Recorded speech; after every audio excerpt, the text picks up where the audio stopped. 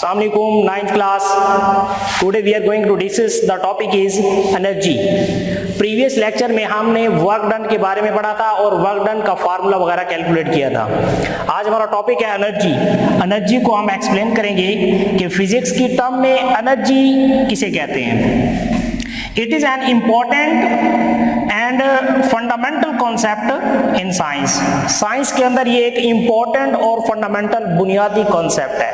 अब बुनियादी इसको क्यों कहते हैं? क्योंकि जब भी हम कहेंगे कि किसी बॉडी के पास एनर्जी है तो इसका ये मतलब होगा कि वो बॉडी वर्क करने की सलाहियत रखती है।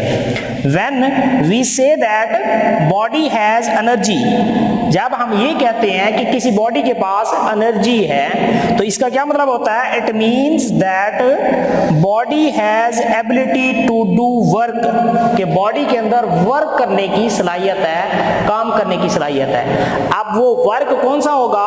वो वर्क होगा फिजिक्स के पॉइंट ऑफ व्यू से वर्क, कि जब आप किसी बॉडी के ऊपर फोर्स लगाएं और वो बॉडी डिस्प्लेसमेंट कवर करे, लेकिन उस डिस्प्लेसमेंट की डायरेक्शन किस डायरेक्शन में होनी चाहिए? फोर्स की डायरेक्शन में। जिस डायरेक्शन में फोर्स इंप्लीमेंट करेंगे उसी डायरेक्शन में डिस्प्लेसमेंट हो। सो इट पोजेसेस एनर्जी, कि अगर किसी बॉडी के अंदर वर्क करने की सलाहियत है, काम करने की सलाहियत है, तो हम ये कह सकते हैं कि उस बॉडी के अंदर एनर्जी है। तो डेफिनेशन देखेंगे अब एनर्जी की। A body possesses energy, body energy रखती है, एनर्जी पोजेस करती है कब? If it is capable to do work, अगर उसके अंदर काम करने की सलाहियत है, अगर वो इस काबिल है कि वो वर्क कर सके, then that body has energy. Energy exist in various forms, various forms में एनर्जी एग्जिस्ट करती है। हमारी नेचर में एनर्जी की डिफरेंट टाइप्स हैं, डिफरेंट कैटेगरीज हैं। जैसे mechanical energy, sound energy. Mechanical एक एनर्जी है हमारे पास, साउंड आवाज भी एक एनर्जी की फॉर्म है। Heat and light energy. अब हीट एंड लाइट, हीट और लाइट एनर्जी ये भी हमारे पास एनर्जी की कैटेगरीज हैं। सबसे बड़ा सोर्स हीट और लाइट का हमारे पास है sun. Sun is the major source of heat energy and light energy. Next है हमारे पास chemical energy, nuclear energy. Mean ये वेरियस फॉर्म्स ऑफ एनर्जी को डिस्कस कर रहा है कि हमारे पास केमिकल भी एनर्जी है और न्यूक्लियर एक एनर्जी का सोर्स है। इसी तरह से हमारे पास इलेक्ट्रिकल एनर्जी। तो फर्दर हम जब कैटेगरी या फॉर्म्स ऑफ एनर्जी पढ़ेंगे तो फिर इनकी डिटेल हम पढ़ेंगे कि मैकेनिकल एनर्जी कौन सी होती है, मैकेनिकल एनर्जी प्रोड्यूस कैसे होती है, साउंड एनर्जी क्या होती है, साउंड एनर्जी प्रोड्यूस कैसे होती है। तो ये नेक्स्ट हमारा टॉपिक है। आज हमने जस्ट इसको वेरियस फॉर्म्स इसकी डिस्कस की हैं। अब हम बढ़ते हैं मैकेनिकल एनर्जी, कि मैकेनिकल एनर्जी क्या होती है। मैकेनिकल एनर्जी किसी बॉडी की, मैकेनिकल एनर्जी का मतलब है कि उस बॉडी के अंदर काइनेटिक एनर्जी करने की भी एबिलिटी है और पोटेंशियल एनर्जी करने की भी एबिलिटी है। मैकेनिकल एनर्जी की दो कैटेगरी हैं, एक है हमारे पास काइनेटिक एनर्जी, दूसरी है हमारे पास पोटेंशियल एनर्जी। काइनेटिक एनर्जी और पोटेंशियल एनर्जी ये दोनों फॉर्म्स हैं मैकेनिकल एनर्जी की। तो अब काइनेटिक एनर्जी हमारे पास, जो कि इंपॉर्टेंट लॉन्ग क्वेश्चन है, डिटेल के साथ हम इसको डिस्कस करते हैं कि मैकेनिकल एनर्जी की दो कैटेगरी है, kinetic energy and potential energy. तो काइनेटिक एनर्जी को हम डिटेल के साथ पढ़ते हैं। सबसे पहले हम इसकी डेफिनेशन करेंगे काइनेटिक एनर्जी क्या है। Energy possessed by a body due to its motion.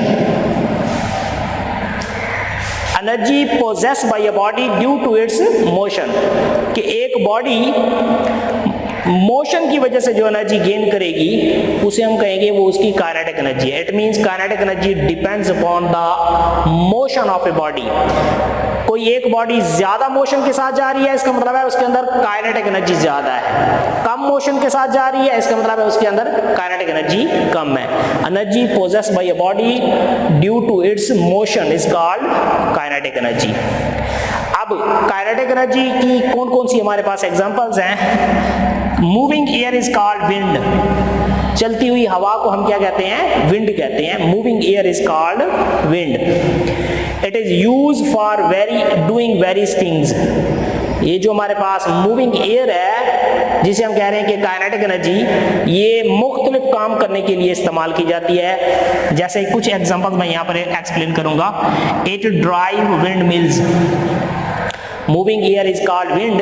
ये जो विंड है हमारे पास, विंड मिल्स को चलाने के लिए इस्तेमाल होती है। ऐसी मिल्स होती हैं जो हवा के ऊपर चलती हैं, हवा की स्पीड की वजह से चलती हैं, तो एनर्जी गेन करती हैं, और वो उन्हें हम कहते हैं विंड मिल्स। तो इट ड्राइव विंड मिल्स इसकी पहली एग्जांपल हो गई, या यूज भी कह सकते हैं आप। It pushes selling boats, boats वगैरह रिवर के अंदर जो चलती हैं तो उनका एक पर्दा टाइप होता है, स्पोर्ट होती है, एयर को वो रेजिस्ट करती हैं। एयर को जब रेजिस्ट करेंगी तो वो जो हमारे पास पर्दा टाइप होगा उसका, वो उस बोट को सपोर्ट करेगा, फोर्स प्रोवाइड करेगा, जिससे वो बोट फॉरवर्ड डायरेक्शन में मूव करती है। It pushes selling boats. Moving water in a river can carry wooden logs through large distance. अब मूविंग वाटर के ऊपर हम वुडन लॉग्स, लकड़ी के बड़े बड़े तख्ते अगर फैला दें, डाल दें, तो वो वाटर उनको मूव करवा के लेके जाता है। तो वाटर जब उनको एक जगह से दूसरी जगह जिस डायरेक्शन में फोर्स लगाता है उसी डायरेक्शन में डिस्प्लेसमेंट कवर करवाता है। इट मींस मूविंग वाटर भी वर्क करने की एबिलिटी रखता है क्योंकि उसके पास एनर्जी होती है। तो ये कुछ इसकी एग्जांपल्स या हमने डिस्कस की हैं काइनेटिक एनर्जी से related.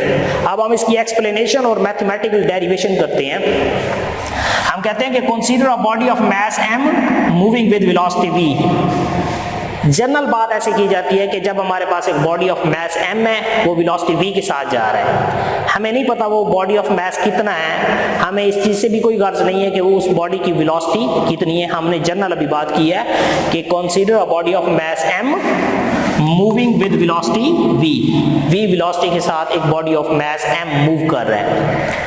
The body stops due to some opposing force such as force of friction acting on it. After some time वो body of mass m rest की हालत में आ जाता है, मीन रुक जाता है, उसकी मोशन डिक्रीज हो जाती है। क्यों डिक्रीज होती है? फोर्स ऑफ फ्रिक्शन की वजह से। वो बॉडी और रोड के दरमियान जो फोर्स ऑफ फ्रिक्शन होगी, मजामती फोर्स, उसके नतीजे में वो बॉडी रुक जाती है। तो हम कहेंगे कि उस बॉडी की जो काइनेटिक एनर्जी होगी वो होगा work done by it due to its friction, कि वो बॉडी काइनेटिक एनर्जी गेन करेगी जब उसके ऊपर वर्क डन लगेगा, बॉडी फॉरवर्ड डायरेक्शन में मूव करेगी और फोर्स ऑफ फ्रिक्शन की वजह से वो स्टॉप हो जाती है। तो हम कहेंगे काइनेटिक एनर्जी वर्क डन। तो kinetic energy is equal to work done. Work done हमने पढ़ा है कि फोर्स और डिस्प्लेसमेंट का प्रोडक्ट है, but displacement in the direction of force होना जरूरी है। तो kinetic energy is equal to Fs। This is equation number 1।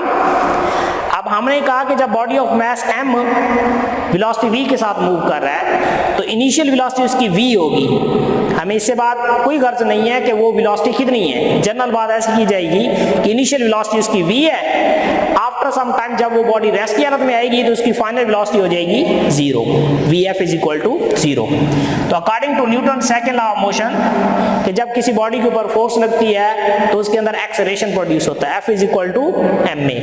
Newton का सेकंड लॉ है ये। तो हम यहां से एक्सेलरेशन अगर निकालें तो m फोर्स पे डिवाइड हो जाएगा, a is equal to F over m। लेकिन जो नेगेटिव साइन यहां पर आ रहा है ये किस चीज को रिप्रेजेंट करता है? नेगेटिव साइन ये शो करता है कि बॉडी की जो मोशन है वो डिक्रीज हुई है, कम हुई है। अगर टाइम के साथ साथ किसी बॉडी की वेलोसिटी डिक्रीज हो रही है, कम हो रही है, उसे हम कहते हैं नेगेटिव एक्सेलरेशन। तो a is equal to negative F over m। Force और मास को डिवाइड करेंगे तो एक्सेलरेशन आएगा, hence motion is oppose, acceleration is negative. Now third equation of motion हम लगाएंगे which is 2as is equal to vf square minus vi square। 2 a की जगह पे हमने वैल्यू पुट की है minus F over m, 2 minus F over m, साथ में s है। vf हमारे पास 0 है, 0 का स्क्वायर माइनस vi हमारे पास है v का स्क्वायर। तो इस इक्वेशन को हम सॉल्व करेंगे तो fs नेगेटिव b, m उधर जाके मल्टीप्लाई हो जाएगा v के साथ और 2 नीचे डिवाइड हो जाएगा। Minus F S is equal to ये माइनस साइन और m इधर आके मल्टीप्लाई होगा एम वी स्क्वायर और 2 नीचे डिवाइड हो गया। अब नेगेटिव साइन से हम नेगेटिव साइन को कैंसिल कर देते हैं। F S is equal to 1/2 M we square. F S किसके इक्वल है? एफ एस हमारे पास है काइनेटिक एनर्जी के इक्वल। तो हम इक्वेशन 1 को कैसे लिखेंगे?